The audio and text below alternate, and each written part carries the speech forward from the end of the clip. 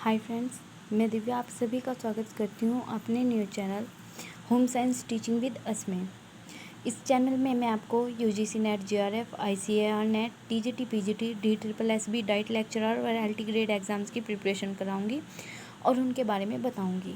मेरा इस चैनल को बनाने का उद्देश्य सिर्फ यही है कि जो लोग होम साइंस में एमए, एमएससी किए हुए हैं और इन एग्ज़ाम को क्रैक करना चाहते हैं लेकिन वो बाहर जाकर कोचिंग नहीं कर पा रहे हैं, उनकी थोड़ी हेल्प मैं कर सकूं। अगर आप इस विषय से नेट, जीआरएफ या टीजीटी, पीजीटी करना चाहते हैं, प्लीज़ मेरे चैनल को सब्सक्राइब करें और लाइक करें। तो आइए शुरू करते हैं। आज मेरे चैनल का पहला दिन है, तो इसलिए हम सबसे पहले स्टार्ट करते हैं एनटीए यूजीसी नेट से। एनटीए यूजीसी नेट जीआरएफ जो हमारा एग्ज़ाम होता है, ये हमारा एनटीए हेल्ड कराती है। इस एग्ज़ाम में क्या होता है कि आपको नेट और जेआरएफ के लिए दो अलग अलग फॉर्म फिल नहीं करने होते, क्योंकि बहुत से बच्चे हैं जो उनको लगता है कि नेट और जेआरएफ के लिए अलग अलग फॉर्म फिल होता है। तो मैं आपको बता दूं कि ऐसा कुछ नहीं होता। इसके लिए सिर्फ एक ही फॉर्म फिल होता है। अगर आप अच्छी रैंक लाते हैं तो आप जेआरएफ में खुद ब खुद चले जाते हैं। अगर आपकी रैंक थोड़ा कम आती है तो आप नेट क्लियर कर पाते हैं, यानी कि आप असिस्टेंट प्रोफेसर के लिए एलिजिबल होते हैं। नेट करने पे आप किसी भी नेट और जेआरएफ दोनों ही करने पर आप अपनी किसी भी मनचाही यूनिवर्सिटी से पीएचडी कर सकते हैं। नेट करने पर आपको पर मंथ 3,000 रुपये की स्कॉलरशिप मिलती है, जबकि जेआरएफ करने पर आप जूनियर रिसर्च फेलोशिप में आ जाते हैं तो आपको 35,000 रुपये पर मंथ के हिसाब से मिलता है। आइए मैं आपको बता दूं, नेट में जो एग्ज़ाम पैटर्न है उसमें 2 एग्ज़ाम होते हैं। पहला पेपर है हमारा शिक्षण और शोध अभिवृत्तियाँ। इसमें हमारे 50 प्रश्न होते हैं, नंबर हमारे 100 होते हैं और समय होता है हमारा 1 घंटा। दूसरा जो हमारा पेपर है वो होता है हमारे विषय का, यानी कि जो भी हमारा सब्जेक्ट होता है पोस्ट ग्रेजुएशन में जिससे हमें एग्ज़ाम देना है वही। तो इसमें प्रश्न हमारे 100 होते हैं, नंबर होते हैं 200 और समय होते हैं 2 घंटा। 2 एग्ज़ाम होते हैं हमारे इसमें, फर्स्ट पेपर, सेकंड पेपर। ये हमारा CBT यानी कि कंप्यूटर बेस्ड टेस्ट होता है। मैं आपको बता दूं कि जिसको कंप्यूटर की थोड़ी भी नॉलेज है वो ही इस एग्ज़ाम को बड़े आराम से क्लियर कर सकता है। इतना हार्ड एग्ज़ाम नहीं होता। बहुत थोड़ी कंप्यूटर की नॉलेज की आपको ज़रूरत होती है। इस एग्ज़ाम को कोई भी दे सकता है। बाकी जो वहाँ पे रहते हैं हमारे टीचर्स, वो हमारी पूरी हेल्प करते हैं डिवाइस को चलाने में, और अगर हमारे कोई भी इशू होते हैं नेटवर्क को लेकर, वो भी हमारी उसमें पूरी हेल्प करते हैं। दोनों पेपर हमारी स्क्रीन पर एक साथ शो होते हैं। हम जो जिस पेपर को चाहे सेलेक्ट करके अपना पेपर पहले कर सकते हैं। अगर आप पहला पेपर पहले करना चाहते हैं तो आप इसको सेलेक्ट कर सकते हैं। अगर आप अपने विषय का पेपर पहले करना चाहते हैं तो आप इसको सेलेक्ट कर सकते हैं। क्वेश्चन का जो हमारे प्रकार है वो होता है हमारा ऑब्जेक्टिव टाइप का। इस फॉर्म को फिल करने के लिए मैं आपको बता दूं, जो हमारा जेआरएफ है, जेआरएफ के लिए हमारी जो आयु है वो 30 वर्ष से अधिक नहीं होनी चाहिए। सिर्फ जेआरएफ के लिए हम 30 साल तक ही अप्लाई कर सकते हैं, जबकि असिस्टेंट प्रोफेसर नेट यानी कि उसके लिए हमारी कोई अपर एज लिमिट नहीं होती, यानी कि आप जब तक चाहें तब तक आप इसको फिल कर सकते हैं, इसके लिए अप्लाई कर सकते हैं। मार्क्स मैं बता दूं आपको, मार्किंग होती है जो इसमें कोई नेगेटिव मार्किंग नहीं होती, यानी कि अगर किसी क्वेश्चन को लेके आप डाउट में हैं उसे भी आप आराम से अटेम्प्ट कर सकते हैं, क्योंकि नेगेटिव मार्किंग नहीं होती। अब मैं आपको एक बात बहुत अच्छे से बता दूं कि हर साल जितने भी बच्चे नेट का फॉर्म फिल करते हैं उनमें से कुल 6% बच्चे ही नेट के लिए एलिजिबल होते हैं।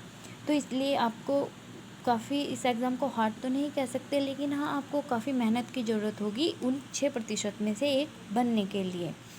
इसकी जो मेरिट बनती है वो अलग अलग कैटेगरी के लिए बच्चों के लिए अलग अलग परसेंटेज रखी हुई है उन्होंने। तो जो हमारे अनरिजर्व कैटेगरी यानी कि जो जनरल कैटेगरी के स्टूडेंट्स हैं उनके लिए 40% दोनों पेपर्स में, यानी कि 40% फर्स्ट पेपर में, 40% सेकंड पेपर में लाना ज़रूरी होता है।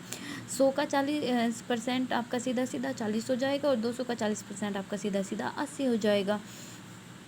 जो हमारा OBC, SC, ST और PWD वाले स्टूडेंट्स हैं वो सभी को 35% बोथ पेपर्स में लाने होते हैं। इसके लिए जो एजुकेशन क्वालिफ़िकेशन चाहिए नेट का फॉर्म फिल करने के लिए, 55% हमारे पोस्ट ग्रेजुएशन में जिस सब्जेक्ट से हम नेट करना चाह रहे हैं उसमें होना कंपलसरी है, हम तभी नेट का फॉर्म फिल कर सकते हैं। अब मैं आपको बताती हूँ ICAR नेट के बारे में। बहुत ही कम बच्चों को पता होगा कि ICAR यानी कि Indian council of agriculture research भी हमारी नेट का होम साइंस में एग्ज़ाम करवाती है। इसमें टॉप की जो हमारी एग्रीकल्चर यूनिवर्सिटीज़ हैं जिनमें हमारा होम साइंस है और हम उनसे PhD करना चाहती हैं या चाहते हैं, तो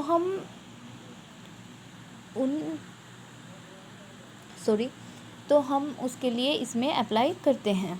इसका एग्ज़ाम पैटर्न मैं आपको बता देती हूँ। इसमें टोटल नंबर ऑफ़ पेपर होते हैं जो वो एक ही पेपर होता है, यानी कि NTA में जो हमारे NTA कराती है उसमें हमारे 2 पेपर होते हैं और उसमें हमारा 1 पेपर होता है। उसके बाद में जो मोड ऑफ़ एग्ज़ाम होता है, यानी कि कैसा एग्ज़ाम होता है हमारा, ऑनलाइन, यानी कि वही CBT computer based test. Type of questions हमारे क्या होते हैं, ऑब्जेक्टिव टाइप होते हैं।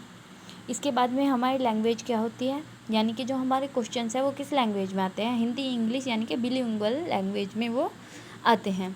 नंबर ऑफ़ क्वेश्चन इसमें 150। NTA नेट वाले में क्या था हमारे कि 50 का फर्स्ट पेपर एंड 100 का सेकंड पेपर, लेकिन इसमें क्या है हमारा 150 मार्क्स का एक ही पेपर आएगा। टोटल मार्क्स हमारे 150। ड्यूरेशन ऑफ एग्ज़ाम्स, यानी कि एग्ज़ाम का टाइम क्या होगा हमारा 2 आवर्स। इसमें नेगेटिव मार्किंग होती है, इसीलिए for every incorrect answer 1/3 marks will be deducted, यानी कि अगर आप एक भी गलत क्वेश्चन अटैम्प्ट कर रहे हैं जिसका आंसर आपको नहीं आता, तो आपका 1/3 मार्क्स सही वाले में से काट लिया जाएगा। इसमें जो है अलग अलग कैटेगरी के बच्चों के लिए अलग अलग पासिंग परसेंटेज रखी गई है, जिस तरीके से हमारी नेट में रखी जाती है। कैटेगरी अब हम अनरिजर्व्ड कैटेगरी में देख लेते हैं।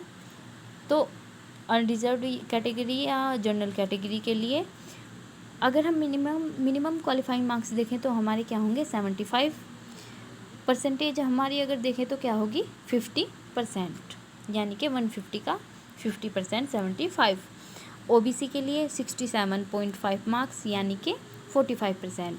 SC ST और जो हमारे दिव्यांग हैं उनके लिए 60 मार्क्स, यानी कि 150 का 40%।